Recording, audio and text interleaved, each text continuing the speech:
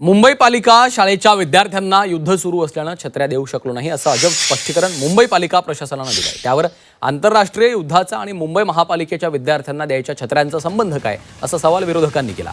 मुंबई महापालिकेच्या शाळेतल्या विद्यार्थ्यांना पावसाळा संपायला आला तरी देखील छत्र्या मिळाल्या नाहीयेत। यावर शिक्षण समितीच्या बैठकीमध्ये प्रश्न विचारण्यात आले। यावर प्रशासनानं दिलेल्या अजब स्पष्टीकरणावर विरोधकांनी टीका केली आहे।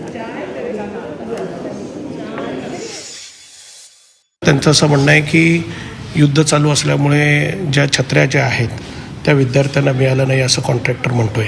आश्चर्य असणारा प्रश्न आहे की आता युद्ध चालू आहे आणि त्या म्हणजे छत्री मिळवण्यासाठी युद्ध करतायत की युद्ध चालू आहे म्हणून छत्री मिळत नाही आहेत असा प्रश्न त्या सभागृहामध्ये आम्ही विचारला की आज आयुक्त नेमकं कोणाला हे कशा पद्धतीचं उत्तर देत आहेत।